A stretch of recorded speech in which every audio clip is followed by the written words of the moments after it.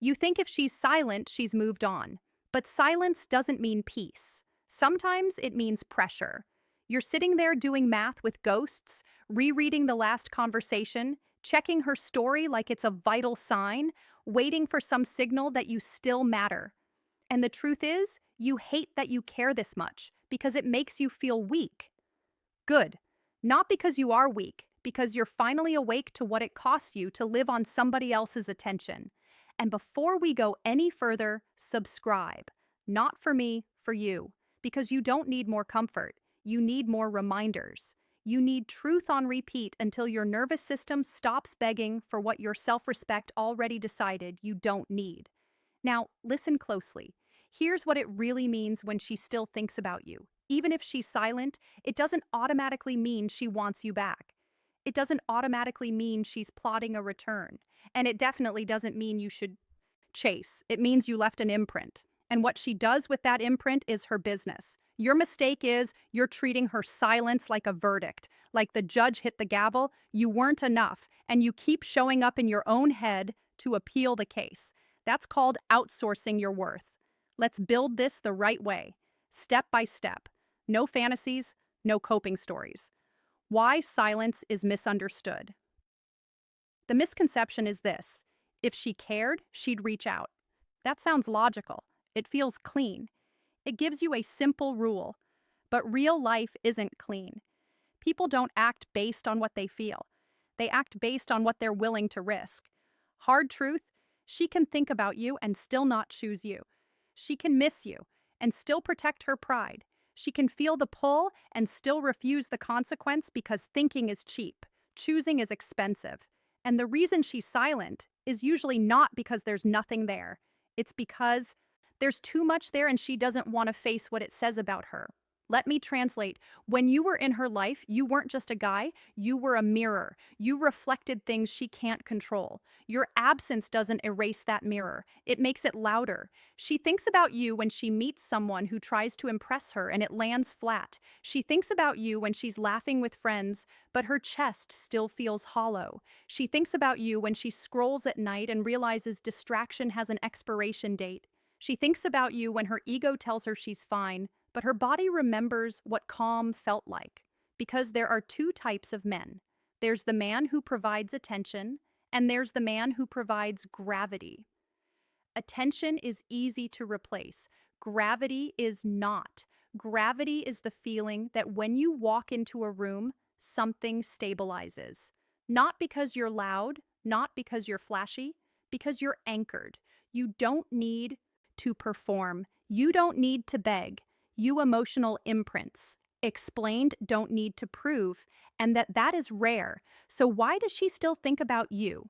Because a woman doesn't forget the man who made her feel safe without making her feel trapped. She doesn't forget the man who had standards without punishing her. She doesn't forget the man who could lead without controlling. She doesn't forget the man who could walk away without theatrics, even if she never says it, especially if she never says it. Because silence is also strategy.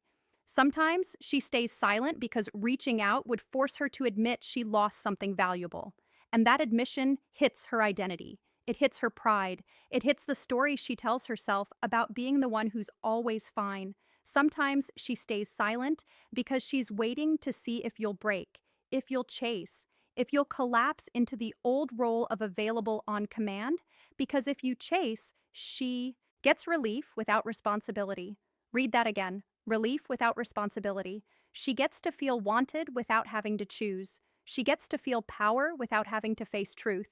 She gets to keep you as an option while pretending she's above it. And if you participate, you teach her the exact lesson that kills attraction. You teach her you don't respect yourself. You want the real reason she thinks about you because you didn't fully disappear emotionally. You may have stopped texting. You may have stopped calling. But in your energy, you stayed parked outside her life, waiting, watching, hoping. That's not absence. That's hovering. And hovering communicates one thing: I'm still yours. That's called the role of absence giving away leverage. Let's go deeper. Root cause. The reason she still thinks about you is not romance. It's contrast. She compares what it felt like to be around you to what it feels like without you. She compares your Consistency to other people's confusion. She compares your directness to the modern epidemic of half-truths. She compares your grounded presence to the anxious entertainment she keeps mistaking for connection. And that comparison creates tension. Here's the part you don't want to hear, but you need it. That tension doesn't automatically pull her back. It just reminds her you were real. And real is dangerous to someone who's comfortable living on autopilot because real requires decision. If she comes back, she has to face why she left.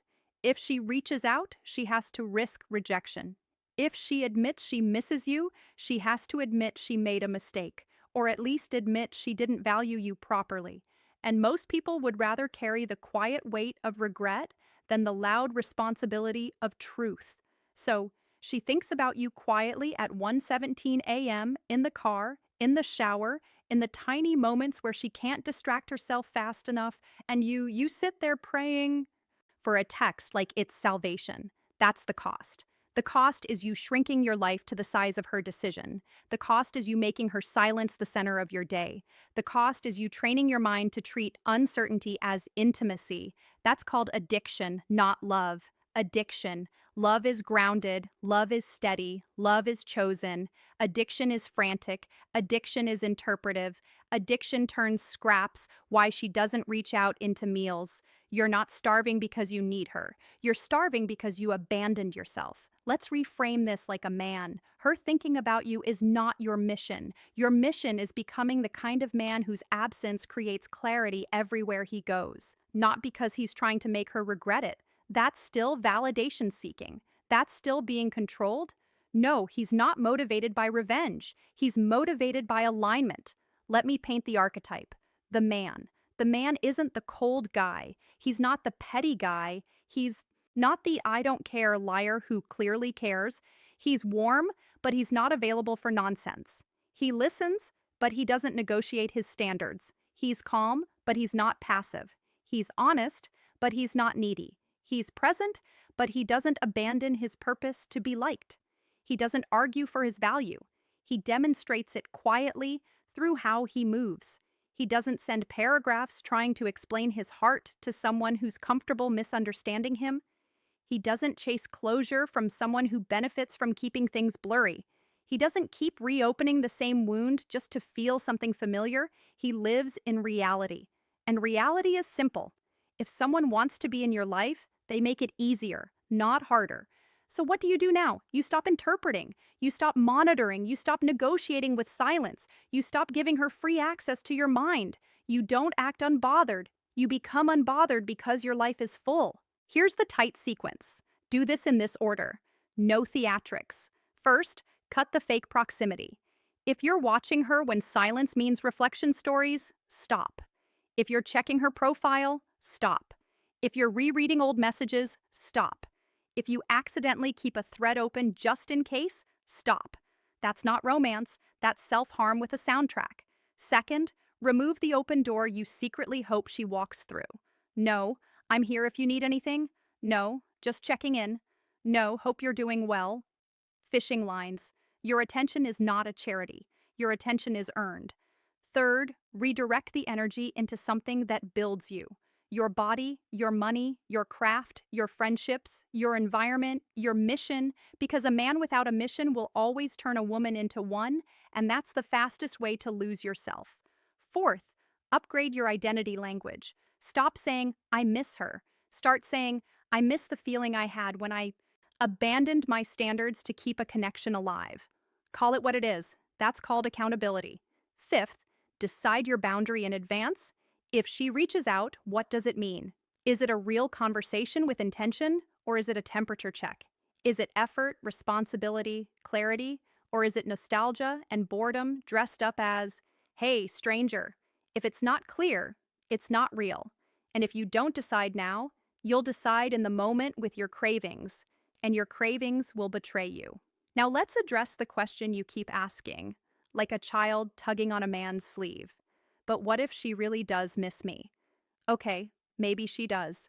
But missing you is not the same as being ready for you. You're not looking for emotion. You're looking for character. Emotion is weather. Character is climate. Weather changes every hour. What you should and shouldn't do. Climate shapes the entire future. So if she thinks about you, fine. Let her. Your job is not to manage her thoughts. Your job is to manage your standards. Because here's the real flex. Listen carefully. Your value is not proven by who returns. Your value is proven by who you become when no one is clapping. You want masculine self-respect?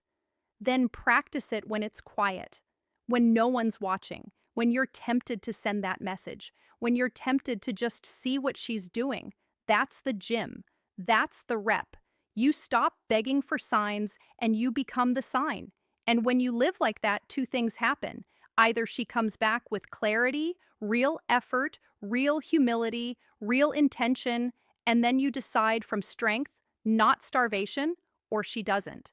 And you still win because your life is no longer built around a maybe. That's freedom. And here's the identity reset you've been avoiding because it scares you. You are not the guy trying to be remembered. You are the man who remembers himself.